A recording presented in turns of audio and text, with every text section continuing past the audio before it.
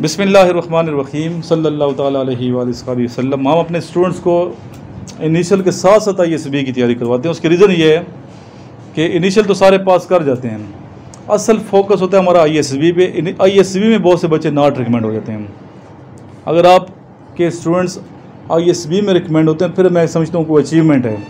Initial तो मैं notes पढ़ के पास हो जाते हैं और बहुत बच्चे नोट्स मंगवाते हैं बेशुमार, आपको पता ही है सब बच्चों को जो सुनते हैं मुझे।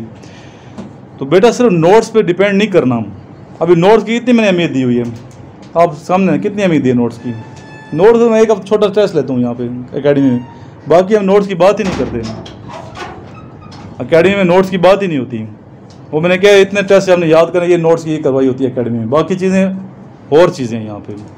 इसलिए आपको चाहिए कि फर्स्ट प्रायोरिटी पे इधर आने की कोशिश करें, एकेडमी ज्वाइन करें।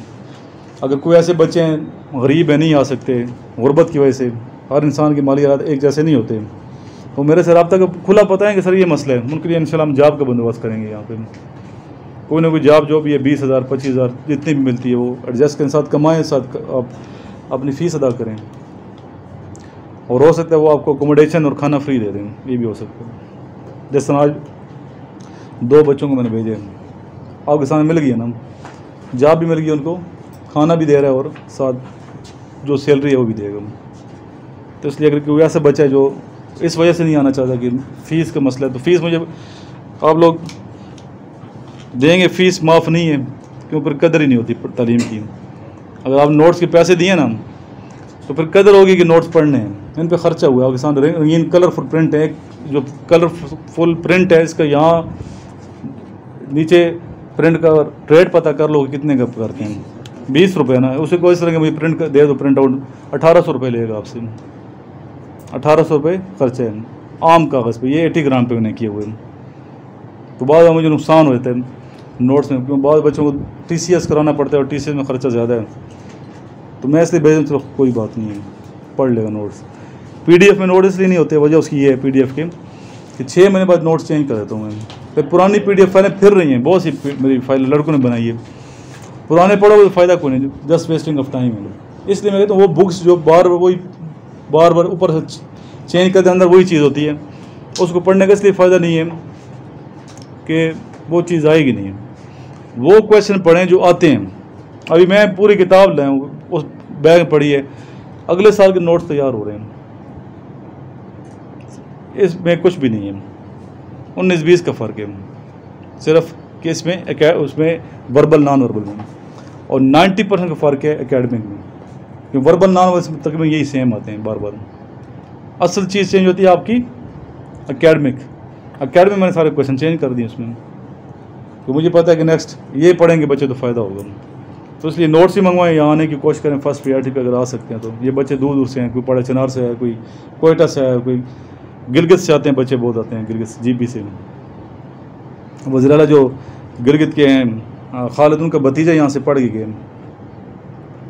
तो इसलिए आप लोगों को चाहिए, इतने बड़े बड़े लोगों के बच्चे आते हैं तो ऐसे तो नहीं भिजवाते ना, कुछ सीखते हैं यहाँ पे। और टफ़ रूटीन मैंने बनाई है। पहले बच्चे तंग थे कि सर आप पूरा दिन पढ़ाते रहते हैं, फिर मैंने कहा ऐसा ना कि ये बच्चे यहाँ से भाग जाएँ।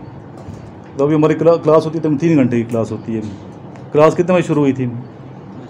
3 बजे, 6:30 हो गए हैं, आधा घंटा वक्फा था असर की नमाज का, तो 3 घंटे तक में अब स्टडी को हो चुके हैं। अभी मज़ीद हम आधे घंटे की सब क्लास लेंगे ताकि अब तंग ना हो, फिर वहाँ कमरे में जाकर हम स्टडी करनी है। और PT हमारी 2 घंटे की होती है। हाँ बारिश है, मैदान वो गीला है, तो फिर हम नहीं कराते ज़रा कि रनिंग, फिर उसमें नहीं, मजबूरी नहीं, वरना मेरे तो दिल करता है रनिंग, बर्फ़बारी में भी हम रनिंग करें। मेरी तो ऐसी रूटीन है। हम तो मरी में थे, बर्फ़ हो सर्दी हो गर्मी, फ़ौजी के लिए ये चीज़ें अहमियत नहीं रखती। अगर आप आर्मी में जाते हैं तो फिर ना फासले मैटर करते हैं कि मैं इतने किलोमीटर दूर बैठा हूँ, ना मौसम उस पर इफेक्ट है, सर्दी है गर्मी है। आप फौजी इन चीज़ों से क्या होता है, बरी होते हैं। फ़ौजी ज़हन बनाएं, फ़ौजी सोच बनाएं। अगर आप आर्मी में वाकई जाना चाहते हैं कि वहाँ आपको हर किस्म के हालात से लड़ना पड़ेगा, मुकाबला करना पड़ेगा, तो अपने ज़हन की जो सिम है वो चेंज करें।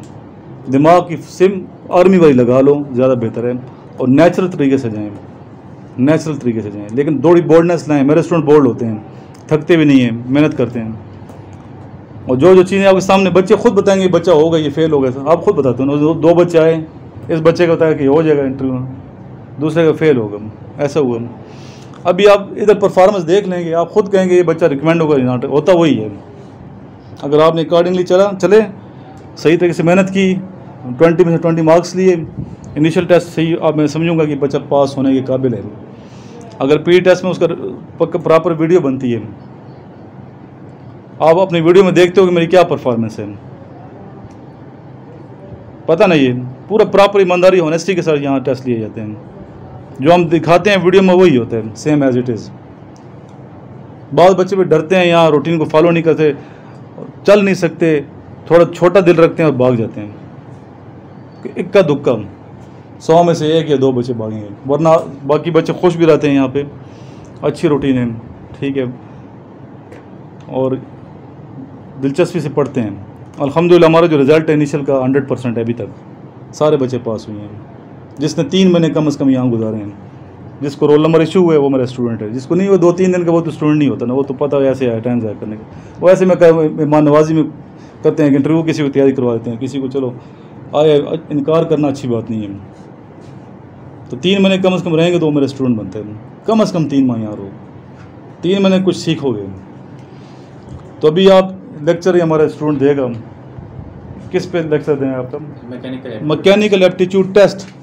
तो मैकेनिकल एप्टीट्यूड टेस्ट बहुत अहम होता है, क्या होता है ये बच्चा खुद बताएगा। चलें। बिस्मिल्लाहिर्रहमानिर्रहीम। आज मैं आप लोगों को बताऊंगा कि मैकेनिकल एप्टीट्यूड टेस्ट असल में होता क्या है। मैकेनिकल एप्टीट्यूड टेस्ट ये वो टेस्ट होता है जिसमें सिंपल मैकेनिक्स जो होती हैं उसको देखा जाता है। मिसाल के तौर पे अगर ये चेयर पड़ी है, इसको आपने राइट टू लेफ़्ट मूव करना है, तो आप इस किस साइड पे इस पे फोर्स अप्लाई करेंगे कि ये राइट टू लेफ़्ट मूव हो जाए।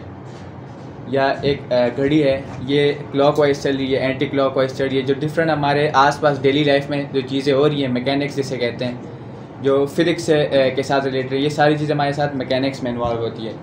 मैकेनिक्स मैट का टेस्ट किस लिए होता है? असल में मैट का टेस्ट इसलिए होता है ताकि आपकी जो मैकेनिकल एप्टीट्यूड की आपकी जो परफॉर्मेंस है वो चेक की जाती है।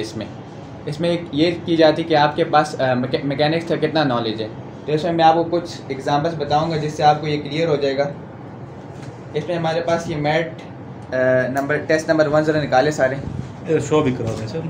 कौन से वाले हैं? फर्स्ट वन इनिशियल शो करा दें, ये वाला टेस्ट जिनके पास नोट्स हैं ये खोल ओपन कर लें जी।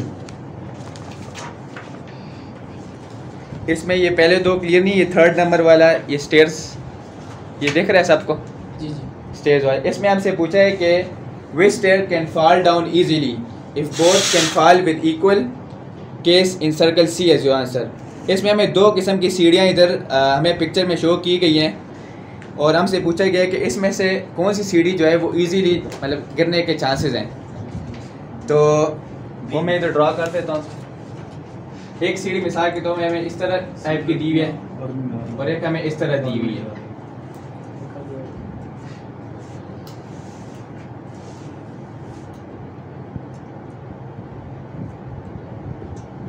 तो इसमें हमें कहा है कि अगर ये बी है तो इसमें से कौन सी सीढ़ी इजीली जो है वो गिर सकती है। अगर दोनों नहीं गिर सकती तो फिर आपने सी एज आंसर लिखना है। तो इसमें अगर आप थोड़ा साइड्स हैं, इसका जो नीचे का सरफेस एरिया है वो थोड़ा वाइड है, तो ये एक बैलेंस है, ये इजीली से नहीं गिर सकते। लेकिन ये जो है इसका जो नीचे ये दोनों साइड हैं ये थोड़ी आपस में मिली हुई हैं, तो इसके गिरने के चांसेस ज़्यादा हैं। तो इस तरह की सिंपल सी चीज़ें होती हैं जिसको आपने थोड़ा सोचना है उसके बारे में कि कौन सी चीज़ इजीली गिर सकती है तो कौन सी नहीं गिर सकती। तो इस तरह के सारे हमारे पास क्वेश्चंस होते हैं। तो इसमें से कौन सा राइट आंसर है? बी। क्यों राइट? सरफेस एरिया उसका कम है, नीचे सरफेस कम है, जो जिसका सरफेस एरिया ज़्यादा है वो इजीली बैलेंस्ड है और जिसका सरफेस एरिया कम है तो वो बैलेंस नहीं है, उसके गिरने के चांसेस ज़्यादा हैं। तो यहाँ पे हमारे पास राइट आंसर जो है वो बी है। ये सी इसलिए लिखा हुआ है अगर दोनों में से अगर दोनों इक्वल हैं, अगर आपको लगता है कि दोनों के गिरने के चांसेस है तो फिर आप एज आंसर सी लिख सकते हैं। ये आपको उधर दिया होगा ऑप्शन। बच्चे ये नोट्स में जो है ना ये मैंने बनाया मैकेनिकल टेस्ट, नोट इनमें से समझ लें कि 60% आएंगे मैकेनिकल आपके सामने होंगे, बच्चे जाएंगे ना खुद बताएंगे आप 60% इसी के अंदर से है मैकेनिकल टेस्ट, इसलिए इनको आपने सही से प्रिपेयर करना है। अभी नेक्स्ट क्वेश्चन है, हमें इधर एक ड्रम शो किया हुआ है। थ्री किस्म के ड्रम्स हैं जो रोटेट कर रहे हैं। इसमें हम बताया व्हील्स हैं, 3 किस्म के व्हील्स हैं। इसमें कहा है कि अगर ए जो है पहला व्हील जो है ए, अगर वो इस डायरेक्शन में मूव करते हैं तो सबसे जो स्मॉलेस्ट है वो किस साइड में मूव करेगा। तो इधर ये सबसे बिगेस्ट व्हील है, ये जो है ये इस डायरेक्शन में, एरो की इस डायरेक्शन में मूव कर रहा है। दूसरा हमारे पास ये वाले व्हील है और ये सबसे स्मॉलेस्ट व्हील है। हमें अभी इधर 2 चीज़ें दी हुई हैं कि ये स्मॉलेस्ट व्हील जो है या तो ये ए इस साइड पे मतलब कि एंटी क्लॉक साइड पे मूव करेगा या ये क्लॉकवाइज। सर ने आपको समझाया कि क्लॉकवाइज एंटी क्लॉकवाइज क्या होता है, क्या होता है कोई बता सकते हैं? मतलब कि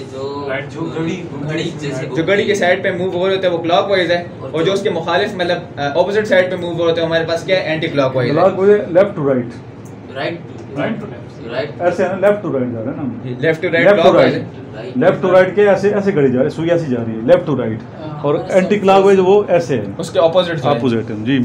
तो हमें इधर ये 3 किस्म के व्हील्स दिए हुए हैं और हमें बताया हुआ है कि ये वाला जो व्हील है अगर ये इस डायरेक्शन में मूव हो रहा है तो ये स्मॉलेस्ट जो है ये हमारे पास ए वाले डायरेक्शन में मूव होगा या बी वाले डायरेक्शन में मूव होगा। तो आप अगर इसको देखेंगे जब ये इस तरह मूव हो रहा है तो ये वाला जो है ये हमारे पास क्या एंटी क्लॉकवाइज मूव होगा, और जब ये एंटी क्लॉकवाइज मूव होगा तो ये किस साइड पे मूव होगा, ये क्लॉकवाइज मूव होगा। तो आपने इस चीज़ को देखना है। तो हमारे पास कौन सा राइट आंसर है? सर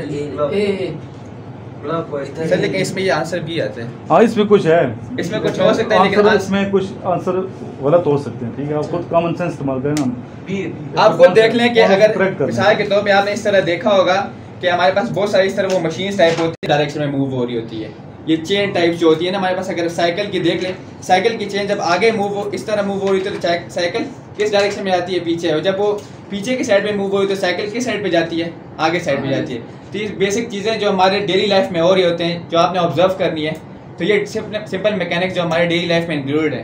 तो ये जब इस साइड पे हमारे पास मूव हो रही है क्लॉकवाइज तो ये एंटी क्लॉकवाइज होगी, और ये स्मॉलेस्ट जो है ये हमारे पास किस साइड पे मूव होगी, क्लॉकवाइज पे मूव होगी। अभी आपको समझ तो आ गई होगी थोड़ी बहुत मैकेनिकल एप्टीट्यूड टेस्ट की। अगर मैं आपको एक एग्जांपल ले तो आप लोग इसका सोल्यूशन कर सकते हैं इंशाल्लाह।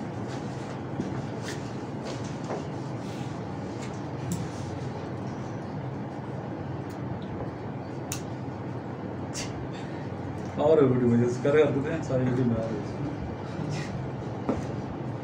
नेक्स्ट पेज पे आ जाए। इधर हमें 2 किस्म के फ्राइंग पैन्स दिए हैं।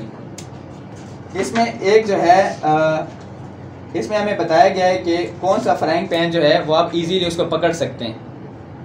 एक का जो वो क्या कहते हैं हैंडल है वो वुड का बना हुआ है और दूसरे का एल्यूमिनियम का बना हुआ है। तो किसको हैंडल करना इजी है? वो क्यों? क्योंकि वो तो गरम नहीं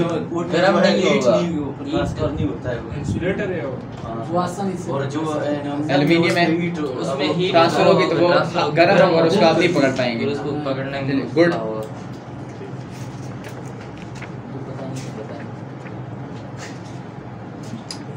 बच्चे तेज हैं हमारे, मसले कॉलेज के बच्चे हैं मैक्सिमम हमारे पढ़ाते हैं कॉलेज। अच्छा बच्चों से भी सीखेंगे। अच्छा आपने ये आंसर करना है। ये क्या नाम है आपका? बिलाल। हाँ बिलाल। इधर मैं एक बना रहा हूँ बिलाल। मैं इधर एक डायग्राम आप नोट्स बंद कर दें। अच्छा तो आपको मैं इधर एक बना के दे रहा हूँ, आपने इसका बताना है कि ये भी पिछले अभी थोड़ी देर पहले हमने किया हुआ है, लेकिन इसका एक और एग्जांपल है। मैं देखना चाह रहा हूँ कि आप लोग कितने एक्टिव बैठे हैं।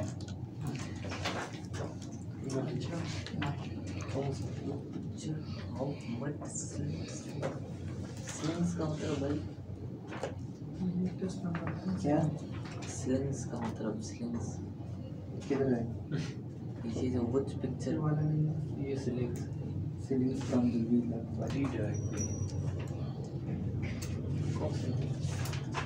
बिलाल आप इधर आए।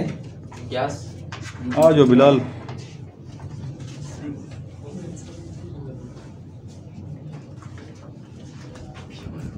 ये माशाल्लाह एएसएफ की तैयारी करवा रहा है बच्चों को। एडमन भी है एक ब्रांच का। अच्छा ये हमारे पास ए है और ये हमारे पास बी है। अब जो है ये वाला जो व्हील है ये इस साइड पे मूव कर रहा है जी, तो ये इस साइड में कौन सा, इसमें से कौन सा व्हील है जो इसके सेम मतलब इसी डायरेक्शन में मूव कर रहा होगा? ये मतलब ये एंटी क्लॉकवाइज मूव कर रहे हैं। इन दोनों में से ए और बी में से कौन सा है जो एंटी क्लॉकवाइज मूव करेगा? ये बी करेगा।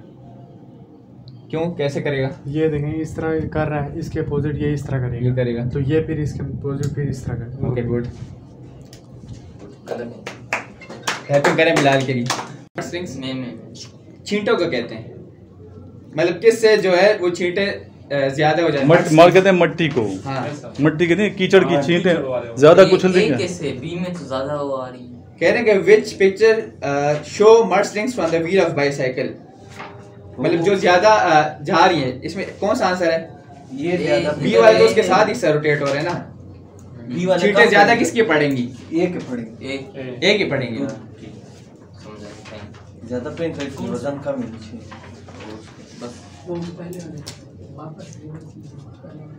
अच्छा, ये मैकेनिकल एप्टीट्यूड टेस्ट की नेगेटिव मार्किंग भी है। अच्छा, अगर आप आईएसबी में एक गलत करोगे 2 माइनस हो जाएंगे। वर्बल नॉन वर्बल की नेगेटिव मार्किंग नहीं होती जो पहले आपके टेस्ट इनिशियल में देंगे, लेकिन आईएसबी में जो आप देंगे मैकेनिकल एप्टीट्यूड उसकी नेगेटिव मार्किंग भी होती है। ये पहला टेस्ट आपका होगा, सबसे पहला टेस्ट ये होगा, इसलिए आप इसको सही तो करें। 40 क्वेश्चन होंगे और 40 क्वेश्चन तक टाइम आपको 30 मिनट दिया जाएगा। तो कोशिश करनी है कि आपने 40 में से 40 नंबर लेने हैं, मार्क्स होते हैं इसके। एक क्वेश्चन है कितना मार्क्स? मैंने कहा 40 में 40 है ना, एक नंबर है, तो 40 में कोशिश करें 40 के 40 मार्क्स लें, 100% आप सही दें। एक गलत का -2 हो जाएंगे। मैंने ओवरऑल फिर आपका रिजल्ट इसका इफेक्ट होगा। इधर दिया हुआ है एक which man has to pull harder, तो ये एक बेसिक पुली जो है जो सपोर्ट करती है सारे के तौर पे। ये देखा होगा कौन से वाली है, दिखा दें। व्हिच हॉर्स विल, ये वाला है, ये वाला सामने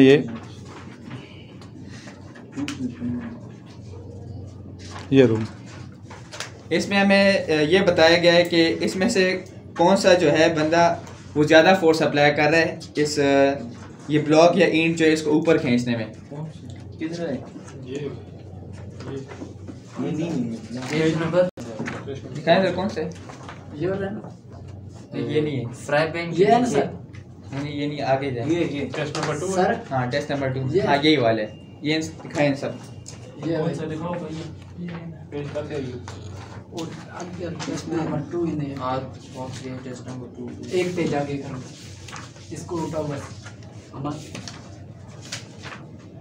अच्छा, बहुत से मैंने से आईएसबी की मटेरियल मैंने उन बच्चों के लिए जो हांगकांग में बैठे हैं, भाई सुबह हांगकांग से मैसेज आ रहे थे मुझे, अमेरिका, हांगकांग, लंदन, वहाँ से बच्चे कहते हैं हमने तैयारी करें, हम आ नहीं सके पाकिस्तान। तो उनके आसानी के लिए एक तो यूट्यूब चैनल पे वीडियो बन रही है, देख रहे हैं।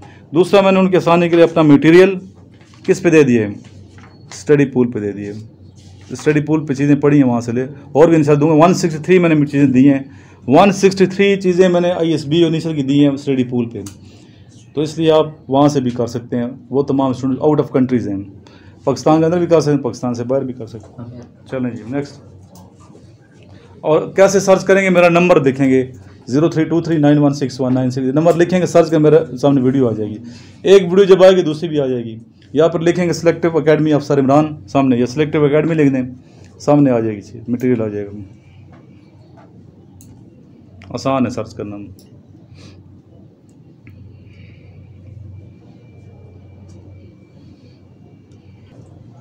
ये 2 किस्म के, ये हमारे पास एक ये वेट है और ये वेट है, और इधर आदमी खड़े हैं, दोनों को पुल कर रहे हैं। तो इसमें से कौन सा बंदा जो है वो ज़्यादा फोर्स लगाएगा इसको खींचने में, कोई बता सकते हैं?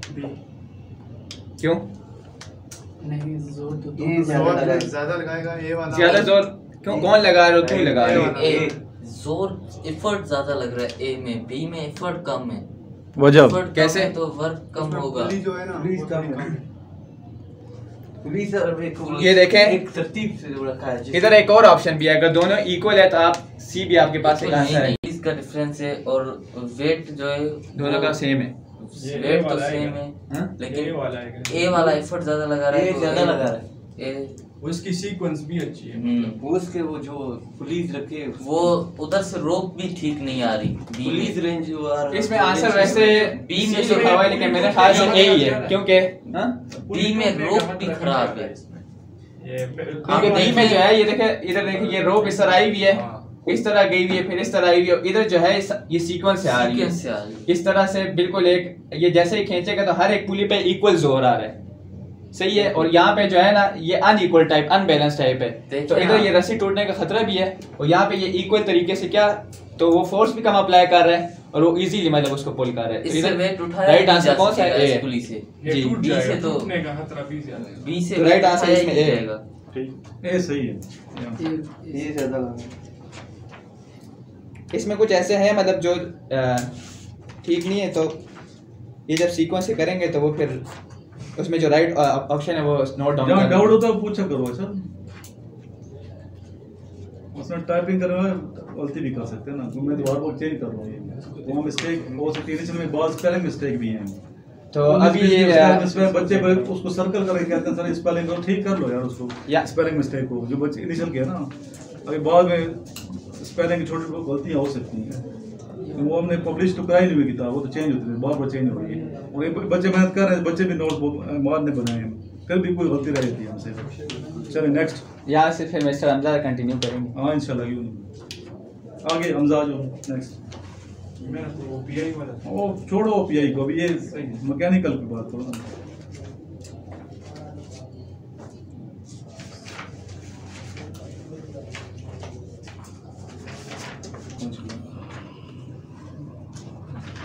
ये पेज, अच्छा ये वाली पिक्चर अभी क्वेश्चन है, which way can the man pull the heavier load if equal mark C, ये आपके सामने पिक्चर है मैकेनिकल एप्टीट्यूड टेस्ट की जी।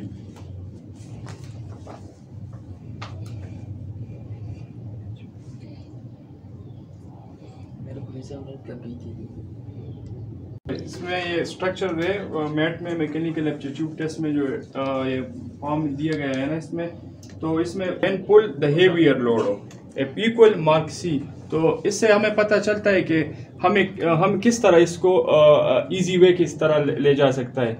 अगर पहली वाले डायग्राम को देख लेना तो उधर उसका जो ये लेंथ है ये वो कम है, तो लोड ज़्यादा ये नहीं, उसमें अगर इसमें लोड हो ये कैरी जो है ना, इसमें अगर ज़्यादा लोड हो तो हम कैरी नहीं कर सकेंगे, उस पर ज़्यादा एफर्ट लगाने पड़ेगी उसको ले जाने के लिए।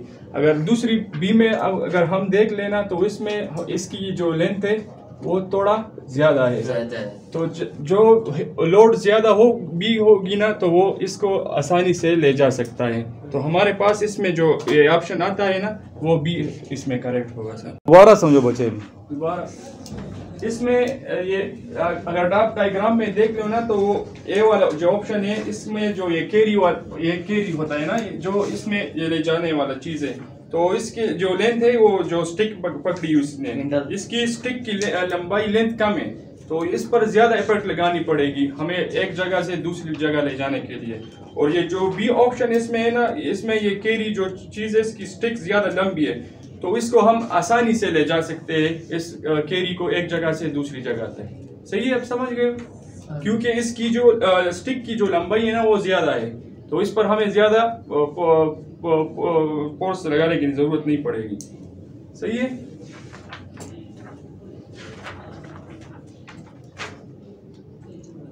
एक और समझाओ। सही है,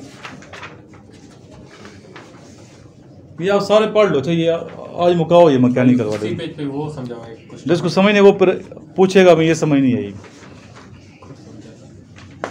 आइसक्रीम विल मेल्ट फास्टर, तो इसमें कौन सा है? एक मिनट ये दिखाता हूँ मैं बच्चों को, इसमें है कुछ ये बनी हुई है, दिखा दूँ। एक थोड़ा पीछे करें, एक थोड़ा पीछे करो बच्चे, ये वाला है, ये वाला है ना? यस सर, ये क्वेश्चन है, ये निकाल लें। आइसक्रीम विल मेल्ट फास्टर, तो अगर हम देखें ना तो इसका सरफेस एरिया ज़्यादा होगा, सरफेस एरिया इसका ज़्यादा है, तो जिस चीज़ का सरफेस एरिया ज़्यादा होगा, पॉइंट नोट करो, बड़ा अहम पॉइंट बता रहे हैं, जिस चीज़ का सरफेस एरिया ज़्यादा होगा वो ज़्यादा मेल्ट करेगा, और वो एक्सपोज है जल्दी वो सनलाइट को एक्सपोज है, तो ये ज़्यादा जल्दी इसको मेल्ट हो जाएगा। अगर इसको इस शेप को दे एक में, तो इसकी सरफेस एरिया कम है, कॉमन सेंस है ये, सरफेस एरिया कम है तो उस ये ज़्यादा मेल्ट नहीं होगा, ये थोड़ा ज़्यादा टाइम लगेगा। अगर ये 20 मिनट लेता है तो ये तकरीबन 40 मिनट लेगा। ठीक है, ठीक। और इस पर अरेंजमेंट भी ज़्यादा होती है ना, कि जो डेंसली पैक होता है सॉलिड्स में या मॉलिक्यूल्स डेंसली तो वो ज़्यादा टाइम लगेगा और ये जल्दी मेल्ट। ठीक है, थैंक यू। आज मैंने जो थोड़े से पॉइंट्स निकाले ISB के लिहाज से जो थोड़ा इम्पोर्टेंट है, और अगर आपको भी इस गाइडलाइंस हासिल हो जाएगी ना तो आप इंशाल्लाह आप जो गलतियाँ करोगे वो आप तकरीबन आप थोड़ा समझ जाओगे। तो मैं कुछ ये ऐसे पॉइंट्स मैंने निकाले हैं जो मैं अगर आपसे उस पर थोड़ा ब्रीफ डिस्कशन करें तो इंशाल्लाह हम वो गलतियाँ ओवरकम करेंगे इंशाल्लाह। तो पहला जो ISB के हवाले से आप में जो पहली चीज़ आप जो करोगे ना वो इंटेग्रिटी है। मतलब इंटेग्रिटी ये हमारे स्टूडेंट है ISB की तैयारी कर रहे हैं, जो स्टडी करवा रहे हैं माशाल्लाह, तो इसलिए मैं करवाता हूँ प्रैक्टिस, ताकि इनके अंदर कॉन्फिडेंस पैदा हो। जी, इंटेग्रिटी सबसे पहले ISB वाले आप में इंटेग्रिटी देखते हैं। इंटेग्रिटी है क्या चीज़? इंटेग्रिटी एक हुब्बुल वतनी है, मुल्क के साथ वफादारी के किस तरह ये मुल्क किस के लिए कितना वफादार है, ना कि अपने लिए तनहा वगैरह। ये नहीं होता कि भाई हम फौज में जाएंगे तो हम तनहा लेंगे, ऐसे वगैरह करेंगे। हम मुल्क के लिए दिन रात मेहनत करेंगे, जज्बा रखेंगे। तो अब इंटीग्रिटी पर कोई इशू नहीं होने चाहिए। जो बात करनी है सीधा मुल्क के लिहाज से होने चाहिए, ना कि दूसरों के। मतलब लोग कहते हैं ना कि मैं मुल्क के साथ ये करूँगा, ये हमारे मुल्क में ये मसाइल आते जाते रहते हैं, लेकिन आपने इंटीग्रिटी को हाथ से नहीं जाने देना। दूसरा जो इंटीग्रिटी क्या चीज़ है बेटा? हुब्बुल वतनी सर, मैंने उसको इंटीग्रिटी इज्जत नफ्स। इज्जत नफ्स क्या होती है? हुब्बुल वतनी नहीं, वो तो होती है हुब्बुल वतनी को तो क्या कहते हैं? पेट्रियटिज्म। वो पेट्रियटिज्म है, ये इंटीग्रिटी इज्जत नफ्स। इज्जत नफ्स पे समझौता नहीं हो सकता। अपनी इज्जत नफ्स होती है, बंदे की इज्जत नफ्स होती है। जी। दूसरा जो पॉइंट है ना वो lack of can not maintain social relation. इस तरह हमारे सोसाइटी में ज़्यादातर लोग होते हैं ना, वो रिलेशन कायम नहीं कर सकते लोगों के साथ, ना वो लोगों के साथ बैठते हैं, ना उससे कुछ सीखते हैं। हमारे लिए चाहिए कि हम बुज़ुर्गों के साथ ज़्यादा टाइम स्पेंड करें। अगर एक आर्मी अफसर बनना है तो आपके लिए एक लीडरशिप आपको करनी होगी, फिर सारी बातें इसमें आती है। तो आपको चाहिए कि मेंटेन सोशल रिलेशन, ये बहुत ज़्यादा ज़रूरी चीज़ है। आप लोग बुज़ुर्गों से कुछ सीखोगे, अपने दोस्तों के साथ टाइम स्पेंड किया करो। कि सोशल होना चाहिए, बंदा क्या होना चाहिए? सोशल होना चाहिए। तन्हाई में नहीं रहना। तन्हाई में रहना डिप्रेशन के मरीज होते हैं। तन्हाई में वो पूछते ऐसे जुमले होंगे जिसमें पूछेंगे तन्हाई तो नहीं पसंद, ज़्यादा तन्हाई में तो नहीं रहते, तो ज़्यादा आइसोलेशन में नहीं रहना। आपने तन्हाई पसंद नहीं होना चाहिए, बंदे को सोशल होना, उठना बैठना चाहिए। यार बंदे से मेरे बैठे, इससे आपके क्या पैदा होगा? नॉलेज भी पैदा होगा और कॉन्फिडेंस भी पैदा होगा। नेक्स्ट क्या है? दूसरा जो इमोशनली अनस्टेबल। इमोशनल किसे कहते हैं? जज्बात को। अनस्टेबल नाहमवार, यानी कि जज्बाती तौर पे, नफ्सियाती तौर पे, जज्बाती लिहाज से बैलेंस नहीं है। वो बैलेंस शख्सियत नहीं है, जल्दी गुस्से में आ जाते हैं। ठीक है, वो आपसे पूछेंगे ISB में, अगर गुस्से में आप जल्दी आ जाते हैं तो फिर भी आर्मी नहीं लेती जल्दी। वो तहम्मुल मिजाज होना चाहिए, सब्र, तहम्मुल, बर्दाश्त, ये लीडरशिप की क्वालिटीज हैं। ज़्यादा आपके अंदर क़ुव्वत बर्दाश्त होनी चाहिए। कोई ट्रेनिंग में तो हर तरह के हालात देंगे, आर्मी में हर तरह के हालात होंगे। Next, lack of sense of responsibility. ये बहुत अहम है, रिस्पॉन्सिबिलिटी। लैक, कमी ऑफ सेंस ऑफ रिस्पॉन्सिबिलिटी, यानी कि एहसास जिम्मेदारी का फुकदान। अगर एहसास जिम्मेदारी का फुकदान है आपकी शख्सियत में, तो भी आप तवक्को रखेंगे सिलेक्ट नहीं होंगे। कैसे वो जज करते हैं मुख्तलिफ टास्क जो आप पूछ रहे हो, GTO टास्क, ये टास्क, कमांड टास्क, उसमें हमें देखना है कि चीज़ें वो करता है कि नहीं करता, मैनेज कर रहा है कि नहीं, कोऑपरेशन कर रहा है कि नहीं कर रहा, दूसरे की हेल्प कर रहा है कि नहीं कर रहा। ये तो नहीं सिर्फ खुद आगे जा रहे हैं, मदद नहीं कर रहा। तो इसका मतलब ये उसके अंदर इस चीज़ का फुकदान है, एहसास जिम्मेदारी का, रिस्पॉन्सिबिलिटी का फुकदान है। आपने हर चीज़ें करनी है, हर चीज़ साथ लेके चलनी है। मुख्तलिफ और भी तरीके हैं जब आपसे वो कराएंगे, मिलिट्री प्लानिंग कराएंगे, तो उसमें फिर आपने हम पढ़ाएंगे यहाँ पे मिलिट्री प्लानिंग कैसे करनी है। Next game, lack of planning ability. तो ये बहुत बड़ी एबिलिटी है, प्लानिंग, चीज़ों को प्लान करना, ऑर्गेनाइज करना, क्वालिटी ऑफ ऑर्गेनाइजेशन बहुत अहम है ये। यानी कि अब जिस तरह कोई बंदा फंक्शन अरेंज कराते हैं, ऑर्गेनाइज कराते हैं बड़े बड़े फंक्शन, तो उसके अंदर क्या कौन सी क्वालिटी है, लीडरशिप क्वालिटी है, तो ये भी चेक, प्लानिंग एबिलिटी। एक अच्छा लीडर अच्छा प्लानर होते हैं, अच्छा लीडर अच्छा प्लानर होते हैं, चीज़ें प्लान करते हैं। ग्रुप प्लानिंग कराई जाएगी, मिलिट्री प्लानिंग कराई जाएगी, टेबल टास्क जैसे कह रहे थे पहले, आजकल नाम थोड़ा चेंज है। वहाँ आपको दिखाई जाएगी मिलिट्री प्लानिंग, स्लाइड पे शो कराई जाएगी, फिर आपको कागज़ दिया जाएगा, लिखवाया जाएगा कि भी इस पर लिखें, तो वहाँ फिर आपने सही प्लानिंग लिखनी है। उसमें अपना होश हवास कायम रखते हैं। जीटीओ तेज तेज बोलता है, जीटीओ तेज तेज बताएगा कितनी गाड़ी है, इतना फासला है, इतना ये ऐसे, आपको समझ भी नहीं आएगी, तेज तेज गुजर जाएगा। तो आपने ज़्यादा क्वेश्चन जीटीओ से नहीं पूछते हैं, तो अगर ये मतलब तवज्जो नहीं दी, इसने फोकस नहीं किया, ध्यान नहीं दिया, और फिर आपने फासले, गाड़ियों की स्पीड जो उसने बताई है, जो फासले उसने बताए हैं, स्पीड वही आपने लिखने मेंशन करनी है जो उसने बताई है, अपनी तरफ से चेंज नहीं करना। चेंज किया तो फिर आप समझने का इसका ध्यान कहीं और है, तो ये भी इसमें आ जाती है। Next game, unexceptional behaviour. हाँ, ये कैसे क्या अनएक्सेप्शनल, जिससे तक को नहीं रखते असर वही हम, एकदम आपका वही चेंज हो जाता है। बावजूद लोग चाय पूरी ऐसे गिरा देते हैं, चाय को एकदम गुस्से में आ जाते हैं, एकदम हंसना शुरू कर देते हैं, ठीक है, तो वो नफ्सियाती तौर पे वो बैलेंस शख्सियत नहीं है। बस ये थे, थैंक यू, दुआ कर लेते हैं, इसको ये दिखा दें, शो करा दें।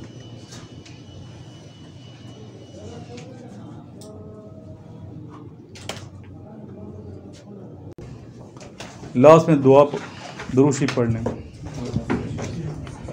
अल्लाहुम्मा सल्ली अला मुहम्मद व अला आलि मुहम्मद कमा सल्लैता अला इब्राहीम व अला आलि इब्राहीम इन्नका हमीदुम मजीद।